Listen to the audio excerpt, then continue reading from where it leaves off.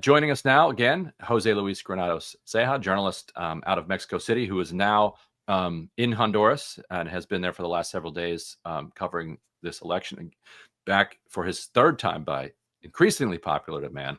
I was saying 2 weeks ago you were here to talk about the Mexico City protests. A week ago, you previewed the upcoming elections, which then, after your appearance, took on even more attention as President Trump intervened in those elections. Actually, let me see if I can add this.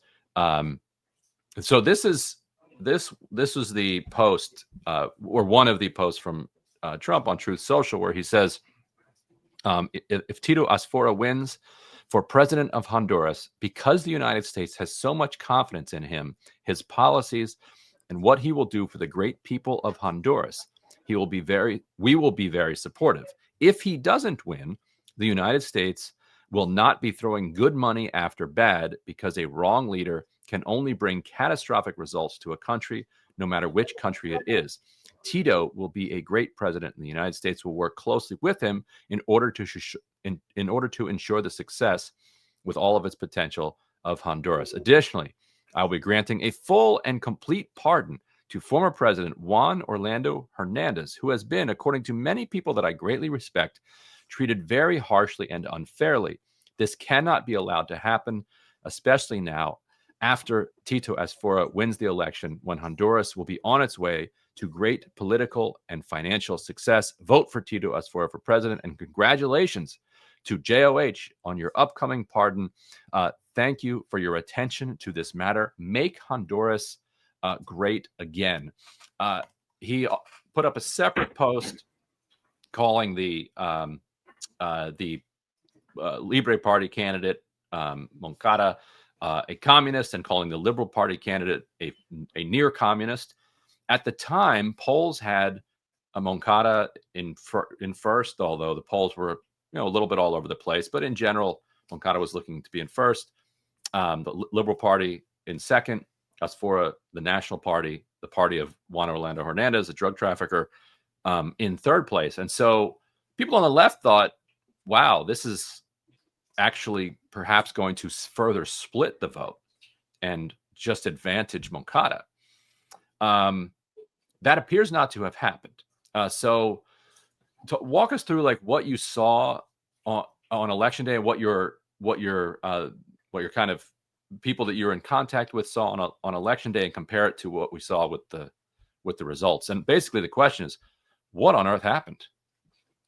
Yeah, that's the question. And I think a lot of people are still wrapping their heads around that. I think we still don't know actually who won. We've had a lot of issues around the count. There is a lot of dispute in terms of who actually got first place. If we're looking at the early results, it looks like Trump's candidate, Tito Asfura, is the winner, but it's by the slimmest of margins. We're talking about hundreds of votes here. So it is a very, very tight race, less than 1%. And obviously that's generating these conditions of instability, of uncertainty. It's widely expected that there's going to be a lot of challenges. Fortunately, we haven't seen unrest on the streets, which was a fear, I think, of a lot of people here, that given the very polarized, tense climate ahead of the election, with Trump's open, flagrant intervention, that this could produce an unstable situation here in the country. Fortunately, we're not seeing that. But a lot of people are on edge. Things are not clear. And so in terms of what happened, on the one hand, looks like the polls were wrong. One of the difficulty about polling in Latin America, and certainly in a country like Honduras, is that they end up, being very much influenced by the people who are paying for the poll. So it was really difficult to know which is the ones that was actually reliable. There were a handful of them that seemed to have gotten a little bit closer to the actual result. But nonetheless, the result is the following, right? So either first or second place for the National Party and the Liberal Party, which are largely conservative parties, the National being further to the right than the Liberal Party, but there really isn't much of a difference. They're very much viewed as kind of oligarchic elite parties that defend those interests. And what just real quickly, what is the difference between the two? I mean, these are the two parties that have dominated Honduran politics for basically all of modern history. The Liberal Party is a little bit unique in the sense that that's actually where Mel Zelaya, the president who was ousted in a U.S.-backed coup in 2009, that's where he actually stemmed from. But it's the sort of party that's always kind of reflected specific oligarchic interests. Certainly some that are, I think, perhaps closer to the center, a little more interested in more of a distribution of wealth, but really these are, thoroughly neoliberal parties that are committed to that kind of model of privatizations and all the rest of it, with the exception of Mel Zelaya, who obviously went on to found Libre, the leftist party, a party that, is aligned with all of the other left governments here in the region, left parties. It's very much kind of in that mold. And, so the Conservative Party, it is probably the strongest political party in terms of its reach and its penetration into Honduran society. It's one where people strongly identify from all sectors of society. But that too is it's a very conservative party, one that is very much wedded to neoliberal orthodoxy. And so, just to conclude earlier, right, and the surprise really was that Libre, which is the government that's in power right now, elected 4 years ago on a landslide. Basically on a campaign that was a referendum on Juan Orlando Hernández, and I think we'll get to him in just a second. He was an authoritarian far-right president. She wins, and they were in power, and they were seeking to remain in power with their new candidate. The Constitution prohibits re-election here, Rixi Moncada. She ends up in third place, and a far third. It appears that she'll probably settle around 20% of the vote. So that was a surprise to many, especially if you were on the ground, because you saw the large mobilization of Libre Party supporters. Certainly in all of the polling locations I was able to visit, they were the ones who had the largest, loudest presence. It was, you would see on the streets people driving down in their pickup trucks with a giant Libre flag, the sort of enthusiasm you didn't see from the other parties. But to explain, I think, what happened there, from judging from what I've talked to in terms of ordinary Hondurans, there seemed to be a lot of disappointment, a lot of frustration. They felt that, this government was elected on a promise of change, of actually transforming things.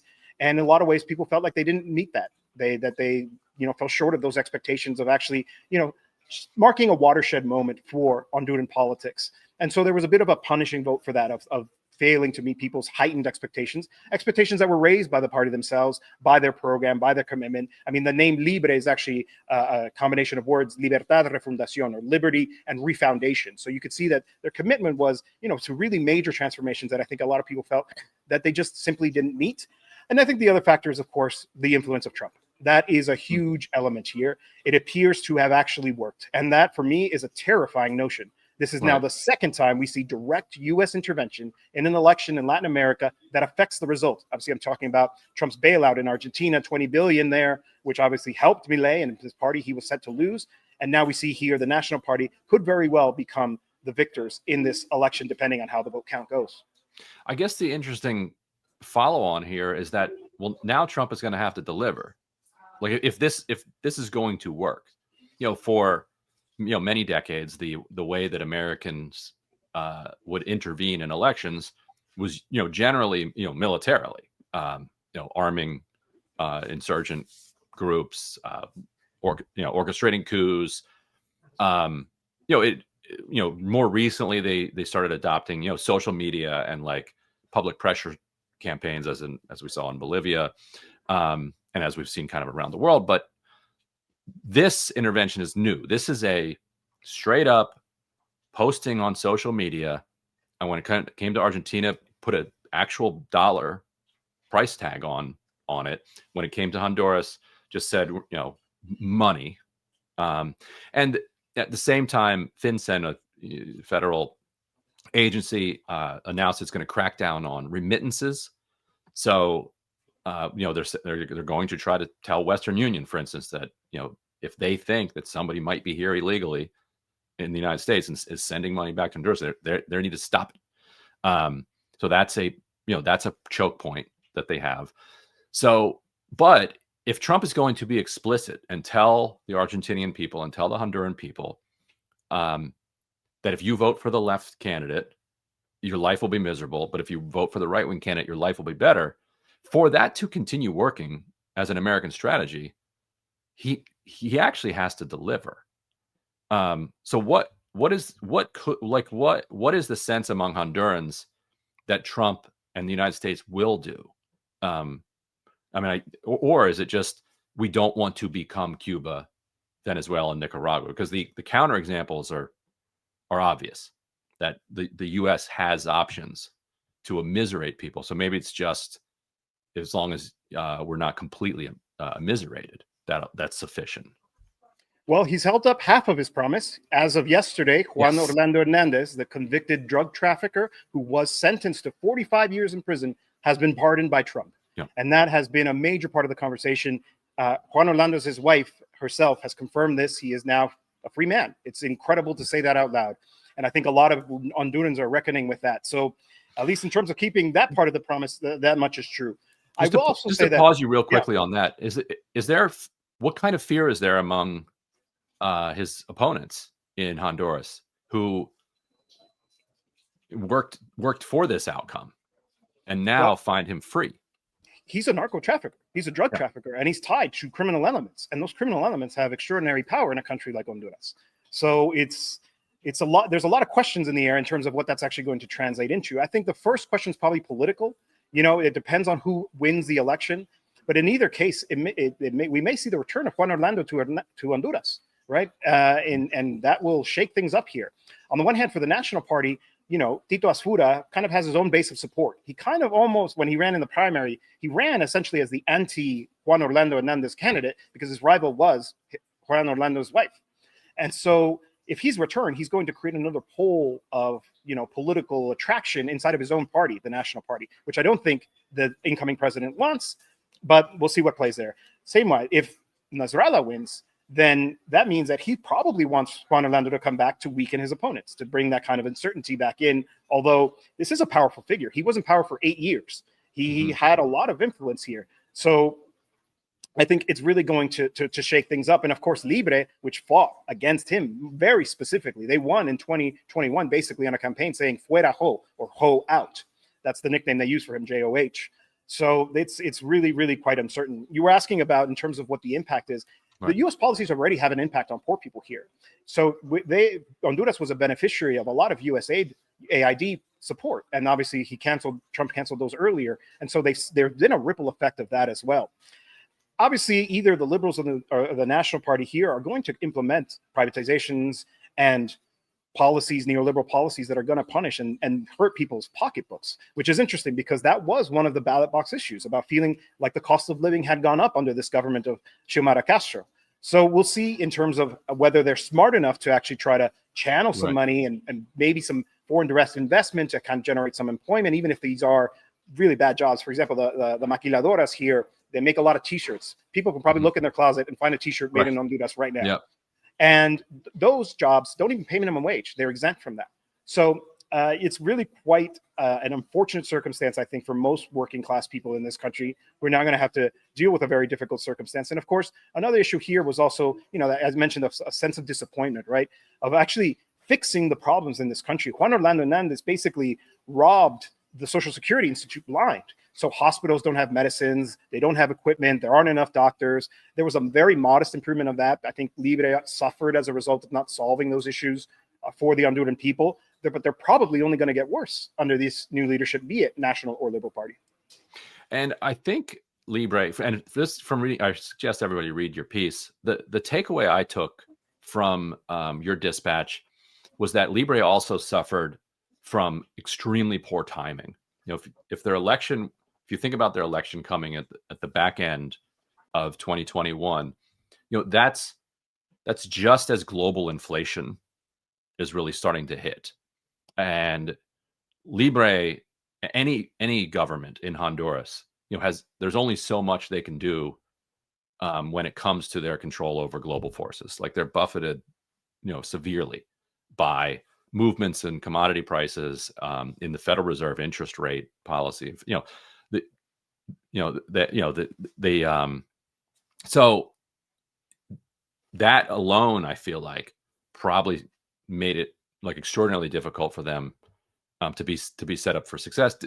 Yet Castro still wound up, personally with a very high approval rating. And it feels like, you tell me, if she was constitutionally able to run for re-election, that with a 60+% approval rating, even if that's inflated by 10 points, she probably actually wins re-election. One of the things that she was in the news for here in the United States was her fight with the kind of crypto crowd, which saw in Honduras a place where they could test out their utopian/dystopian vision for basically what they call these kind of sovereign areas. And I've done some reporting on this, where in Honduras they would set up, they were called ZEEDs.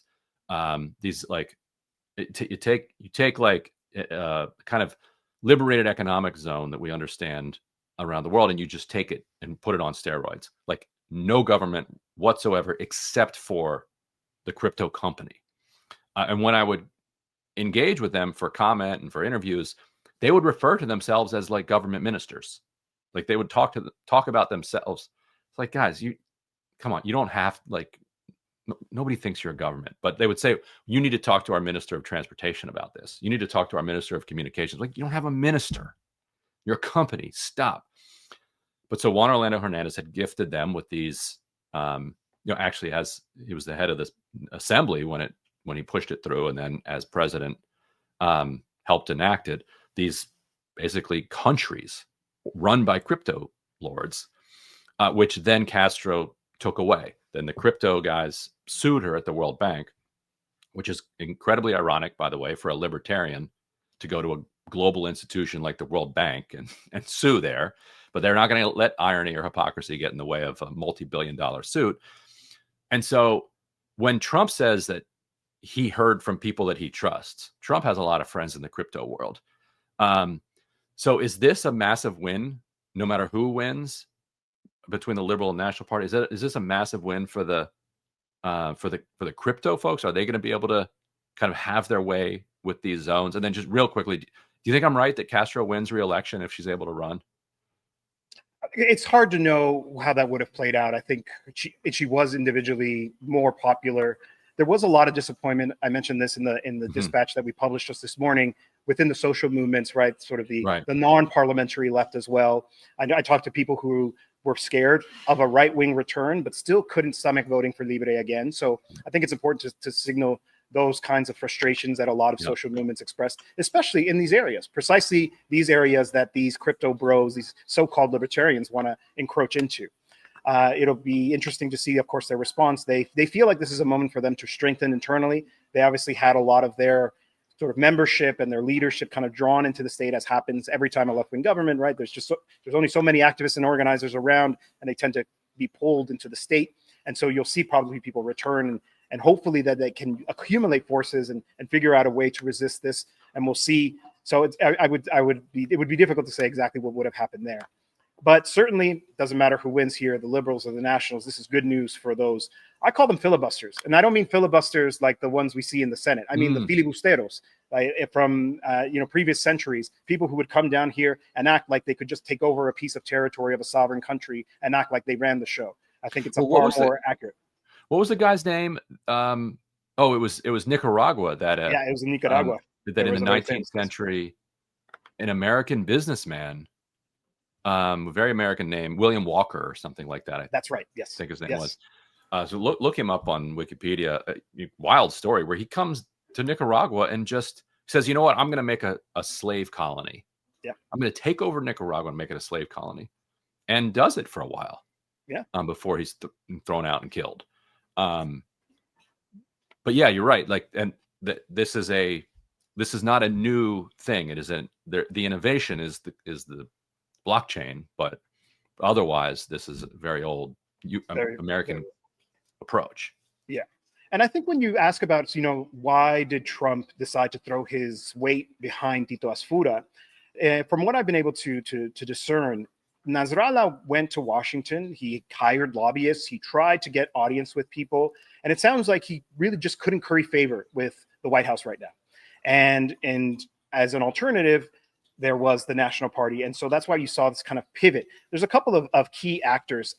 Cerimedo is an Argentine political operative who's worked with a lot of right-wing organizations. It looks like he was a key figure. I mentioned this in the first report that we put in. He apparently was working with Dick Morris. We know Roger Stone is obviously a key player in all of this, and he's been talking to, people inside of the White House about, facilitating this support. But I think obviously, they have his ear. He went through with the pardon. He deliberately intervened on behalf of this. So anyway, in any case, if the National win, as you just described, Juan Orlando, his party, they were the ones who kind of set up the framework for this to work. That was actually repealed by the by the Libre government, but there's still a lot of kind of roadblocks out of the judicial branch here that has made it so groups like Prospera is still around. And so it's quite likely that they're happy to have another national party government. And Nasrallah was very much interested in working and talking to just anybody who would help him get into the presidency. And so he also probably, most likely, made a lot of promises to these same actors. So that is really bad news for those of us who are worried about, you know, these efforts to attack Honduran sovereignty and to try to carve out these spaces inside of their territory that are going to become these zones of, you know, rampant hyper, you know, neoliberalism where there, you know, even national law doesn't apply. And obviously there's violence behind that. And I think that part has to be emphasized, that there is a lot of violence in order to be able to enforce these kinds of zones. And that is a big concern for the social movements as well, because at least they had an opportunity, even if they weren't necessarily consequential, but at least they had audience with the state to seek that kind of protection. That's no longer the case here in Honduras. They're going to lose at least that recourse, which means that really the question is, are they going to be able to gather their forces to be able to resist the coming onslaught? And for people who are watching this, they might be like, wait a minute, Asfura? Nasrallah? This Hezbollah here? What's going on here? And so talk a little bit about the backgrounds here of these candidates, because Bukele, as a lot of people know and are surprised to learn if they don't know, was Palestinian. So now we could have a second Palestinian president in Central America, it appears. Yep. So yes, both of them, they come from a lineage that actually predates British Mandate Palestine. There were people who left because of the economic situation there. Things got complicated with the colonial experience there, which Ottoman Empire collapses after World War I. Exactly. Right. And so there is a lot of actual Palestinian out-migration to places like Central America. Also, Chile has a very large Palestinian population as well. And because they came from the business community in Palestine, they very much kind of replicated that activity, and they became a lot of important business leaders. It's interesting because in the case of Bukele, his father sympathized with the left. He was friendly with the FMLN. He was, despite being a member of the ruling class there. Bukele obviously started in the FMLN, but broke away and has become this far-right actor. And it really is quite tragic that there's a possibility of having two Palestinian men or a Palestinian lineage in power in Central America, and both of them are far-right actors who will obviously, given the balance of forces globally and the influence of Zionism, will probably align as well with Israel, and which is, of course, such a tragedy that the Palestinian people will have to have some representation through these gentlemen who obviously don't champion their cause. Bukele is probably the worst example of that. You know, he's a fervent Zionist and has visited Israel on numerous occasions. Right. Well, so what's next in Latin America? Like, what are the next elections and other social movement contests that people should be watching for? Yeah. So like I said, we have two experiences now where the U.S. has directly intervened. My colleague Kurt Hackbarth is calling it preventative fraud or preemptive fraud. So it's a kind of fraud that doesn't happen at the ballot box, and it doesn't happen with the vote count. All of this is, intervention for me that I would say that, it's very difficult to call this a free and fair election. I mean, when you have that kind of open interference, same with Venezuela, right? People always talk and point to Venezuela saying, oh, the irregularities in their process and the rest of it, but they never talk about the blockade that the United States has on Venezuela. That is direct interference. How can you possibly have free and fair elections when you're starving the government? How can you possibly have free and fair elections when you're directly calling on Honduran citizens to vote?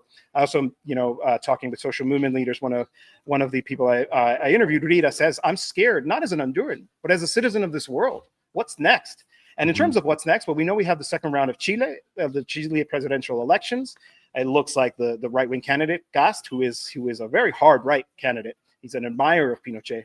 He's likely going to win unless there's something extraordinary happens. Surprises can happen, as we just saw here in Honduras, because the right-wing vote was so strong in the first round. We also have Colombia coming up next. And Colombia, I think, is going to be a really important test because that's always been sort of the prize jewel of the United States on the South American continent. You know, it's a place where they've always felt very comfortable. It's where they have bases. It's where they've been really frustrated with Petro. And I think they're very eager to disrupt as much as possible, to tilt the election with open, flagrant interventions. They're likely to come. And I think that puts us as observers, as people who are following Latin American politics, in a really difficult position, because how do you reckon with that? How do you reckon with the United States, which is emboldened and is going to intervene and is going to continually do it? You know, the sovereignty of the entire region is at stake. That's why I've always talked about, you know, the need to defend sovereignty in Venezuela, in Nicaragua, in Cuba, now in Honduras, likely in Chile and Colombia soon, because, you know, we have to have, you know, this is a sacred right to freely decide the destiny of our countries. And the U.S. interfering the way it does really makes it so we can't. And what do we do in the face of that? And I think there's a big challenge also for people inside the United States to really weaken the ability to do this kind of thing, and really actually kind of undermining the legitimacy that the United States seems to have, or the gall that they seem to have, to be able to intervene the way that they have now. Frankly, it's a very worrying circumstance. Yes, indeed. Well, Jose Luis, thank you so much for joining us here. Really appreciate it. Thank you so much for having me. Yep. Always good to be here. This is such a great program. I echo the words of your previous guest. Great interview, by the way. Really is important work. I really appreciate that, and safe travels back to Mexico City. Thank you.